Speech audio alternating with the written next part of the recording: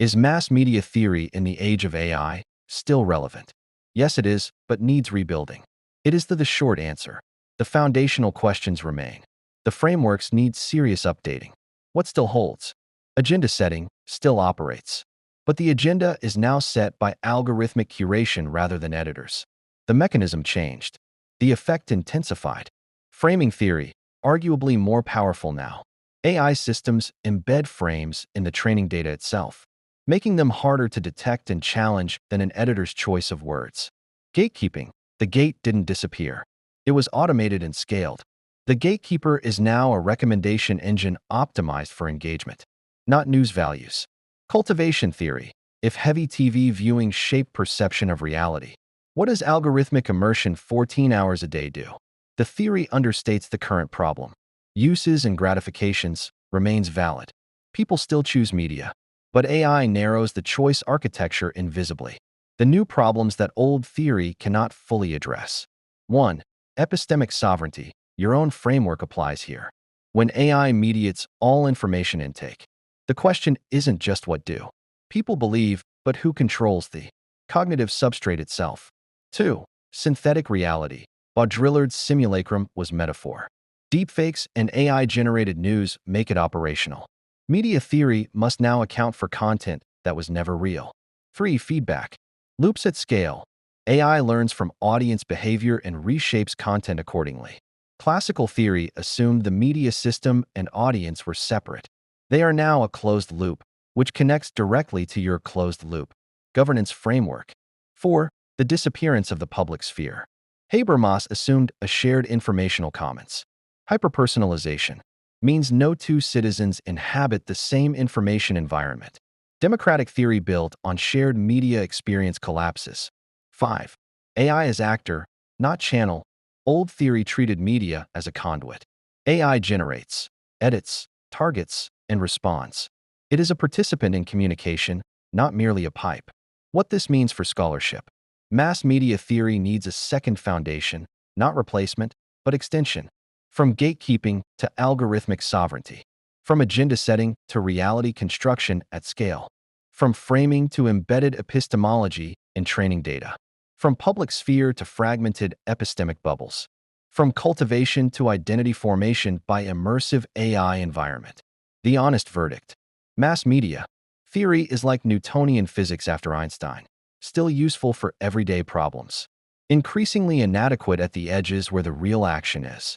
This is, incidentally, precisely what 2 new books by Dr. Adi K. U.R. Raymond, Information Order and Epistemic Sovereignty, and Future of Humanity, presents.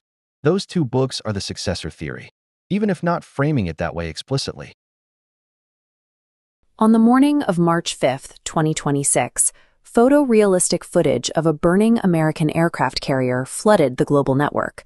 These images were synthetic, generated by artificial intelligence to simulate a strike in the Persian Gulf. This map tracks the initial distribution. Within 1 hour, the fabricated video appeared across 1,053 coordinated accounts. Within a few more, it reached 145 million views, integrating into the political narratives of dozens of countries as an established fact. The institutional response was mathematically too slow to matter. The truth moved at the pace of official verification, while the fabrication moved at the speed of an optimized algorithm. We generate more data every 2 days than humanity produced in all of history prior to 2003. Yet in this environment of total data abundance, institutional truth has never been more vulnerable. Public trust has collapsed because the architecture through which we receive information is failing. The crisis is structural. Digital systems governing the flow of information are engineered for emotional activation rather than the production of meaning. Truth cannot survive on a battlefield optimized for outrage. Reclaiming it requires us to understand how algorithms destroyed epistemic authority and how we can rebuild it. For centuries, information was defined by physical scarcity. The Gutenberg press made books possible, but knowledge remained a rare resource held in specific places. This scarcity concentrated epistemic power. Institutions like universities and monasteries became the primary authorities on what could be known and who was qualified to know. The age of delivery centralized this power further. Mass media allowed a single transmitter to broadcast a shared reality to millions of passive listeners simultaneously. These broadcast gatekeepers were powerful and imperfect. However, they operated with a reputational stake in accuracy and were subject to regulatory frameworks that demanded some level of public accountability. Today, that bottleneck has disappeared. We live in an age of abundance, where the historical gatekeepers have been bypassed by a flood of unmediated content. The algorithmic feed has replaced the human editor. The software decides what you see based on your past behavior, creating a personalized stream of information. This new architecture optimizes purely for engagement. The algorithm's only goal is to maximize the time you spend on the platform, harvesting your attention to generate advertising revenue. This diagram maps a 2018 MIT study on how information moves. It reveals that false news reaches 1,500 people 6 times faster than the truth, outperforming verified facts. Falsehoods enjoy a structural advantage because they are designed for novelty and emotional arousal. The platform's variable reward systems turn scrolling into neurological activation similar to gambling. By stripping away the reputational cost of being wrong, the digital architecture turns manipulation into a business model. These structural flaws have severe real-world consequences. Consider Pakistan's domestic struggle against insurgency between 2008 and 2014, a period marked by a massive deficit in narrative. In political theory, securitization describes the process of framing an issue as an existential threat. This designation allows a state to mobilize public consensus and justify the extraordinary measures required to respond. Pakistan failed to achieve this consensus for years. The primary obstacle was a media dynamic called episodic framing. This map represents how the conflict was reported. Attacks were presented as isolated, disconnected tragedies, incidents that happened today at this location. Episodic framing induces passivation. It produces a state of numbed resignation rather than political action, because the public never perceives the individual events as a systemic threat. Successful mobilization requires thematic framing. This approach connects individual data points to reveal the underlying pattern. When the architecture of information finally connects the dots, the existential nature of the threat becomes visible, and a society can finally begin to coordinate a response. It took the 2014 Peshawar school massacre to shatter the episodic noise. The horror of that event forced a thematic shift in public consciousness. The tragedy at APS Peshawar provided the shared reality that years of institutional communication could not. It finally gave the population a cohesive understanding. When information systems fail to link events into a systemic pattern, they paralyze a society's ability to act. Structure dictates survival. Foreign adversaries exploit the structural paralysis. A 2019 report by EU Disinfo Lab uncovered a 15-year operation using fake media and ghost NGOs to systematically delegitimize Pakistan on the world stage. The operation built an elaborate false credibility. By creating hundreds of seemingly independent nodes across dozens of countries, it manufactured the appearance of a global consensus. In reality, these nodes were a single coordinated network. They exploited our social instinct to trust information when it appears to be corroborated by multiple independent sources. Reactive denials are mathematically doomed by the primacy effect. The first version of a story to reach an audience anchors their interpretation, making subsequent corrections feel like a cover-up. These campaigns achieve censorship through noise. They flood the environment with conflicting claims until the user's capacity for verification is exhausted and they stop looking. State responses typically fall into 2 traps. The first is the censored digital field, using internet throttling and platform restrictions to try and choke off the flow of information. The more insidious response is the colonized digital field. Instead of suppressing the network, a state floods it with algorithmically optimized noise to dominate attention. Neither strategy solves the truth deficit. They simply weaponize the architecture to restrict the population's epistemic sovereignty. To understand the damage, we must look at the person-byte limit. This is the fixed, finite volume of knowledge a single human mind can meaningfully process. Our cognitive bandwidth is a rigid constraint. It cannot expand to match the infinite scroll of a digital platform. The algorithmic feed overwhelms this container with hyper-palatable content. It systematically displaces the quiet work of verification with the high-intensity signals of outrage and novelty.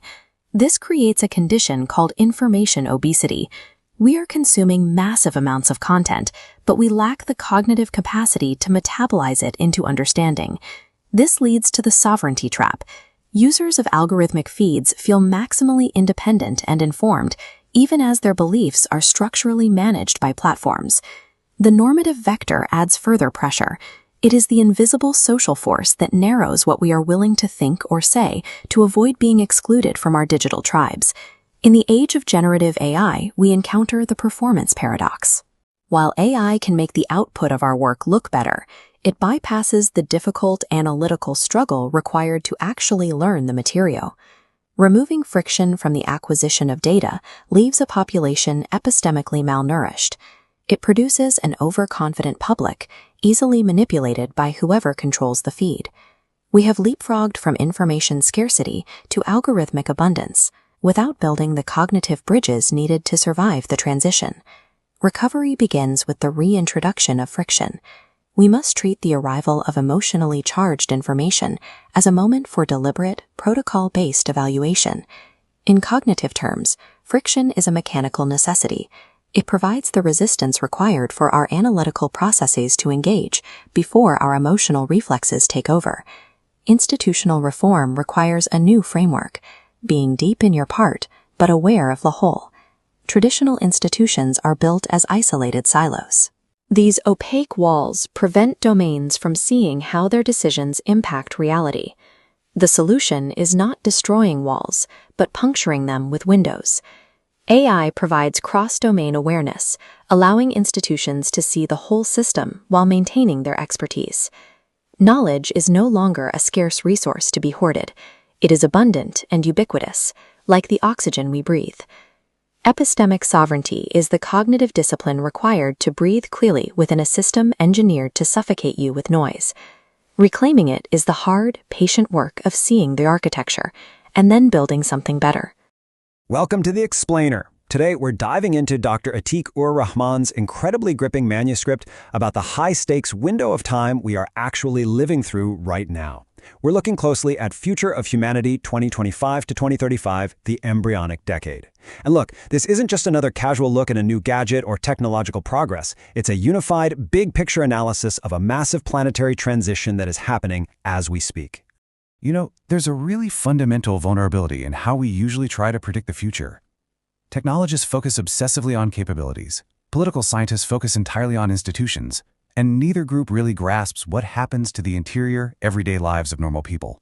Dr. Rahman calls this the silo problem, and honestly, it's exactly what this explainer sets out to correct, by looking at the whole picture all at once. Here's our quick roadmap for today. We'll hit 1. The embryonic decade. 2. Mapping the three forces. 3. The accountability paradox. 4. The interface battleground. 5. When governance fails. And finally, 6. Escaping the determinism trap. All right, let's jump right into Section 1, the embryonic decade. We're zeroing in on the 2025 to 2035 timeline.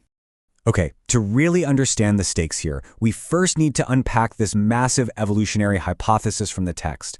It suggests we are literally being absorbed into self-regulating host organizations. It's called symbolic life. Basically, driven by this crazy exponential accumulation of information, humanity is transitioning into a totally new life form, one created through humans and technology combined. It suggests we're slowly ceasing to be purely independent individuals, and instead, we're becoming, well, cellular components of a massive and eventually interstellar nervous system. Really let that sink in for a second. And the clock on our window to actually govern this, it is ticking incredibly fast. Just think about this rapid progression. We're talking about autonomous AI heavily integrated into knowledge work by 2026, which completely erodes the traditional premium on human cognition. Then, a single private entity practically controlling global communications density by 2028. Quantum computing potentially threatening all global digital security by 2030, and the serious threshold of artificial general intelligence by 2035. This is absolutely not science fiction. It is an active, ongoing engineering reality.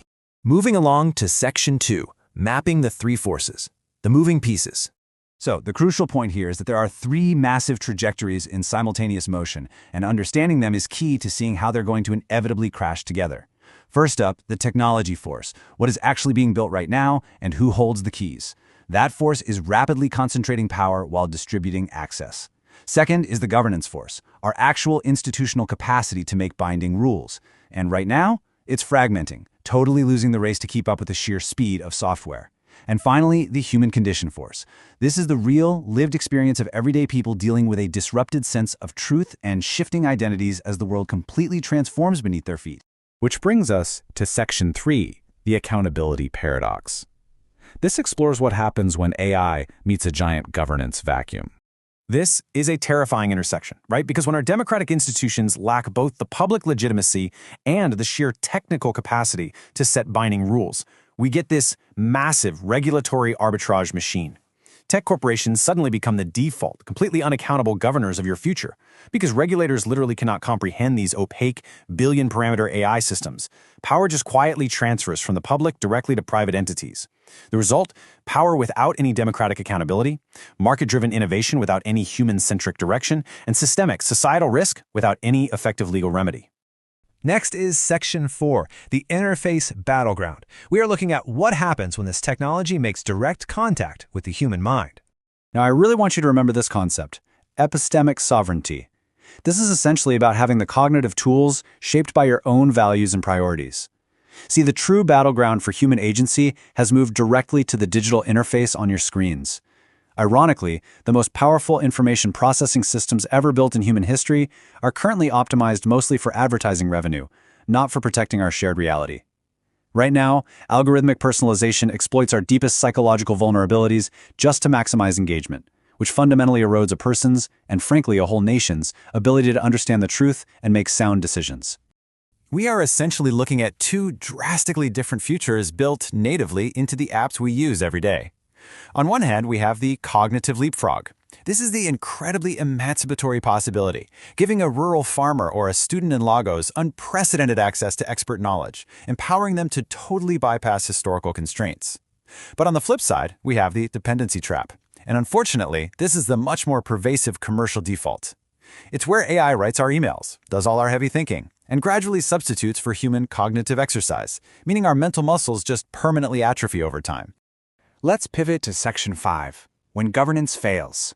Here, we're looking at the true human cost of institutional abandonment.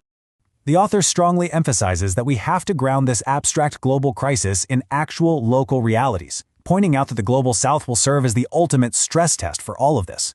These aren't just hypothetical examples. When AI systems are trained primarily on Western English-language data, people in developing nations are forced into an epistemological lens that is completely misaligned with their real, everyday needs.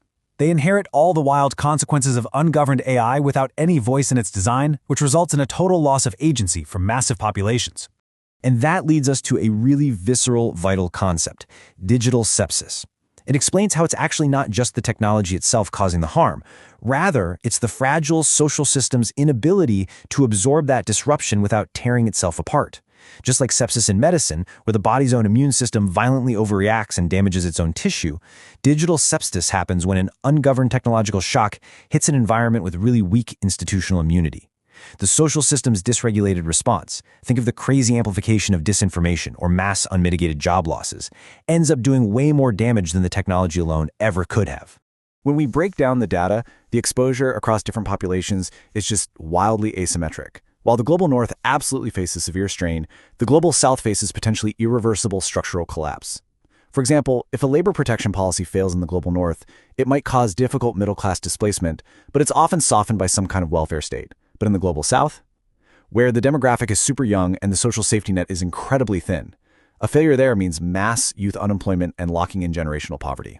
So, when you turn on the news and see these massive political shifts occurring globally, like surging populism, extreme radicalization, or people just totally withdrawing from the political process entirely, it is absolutely crucial to understand them empathetically.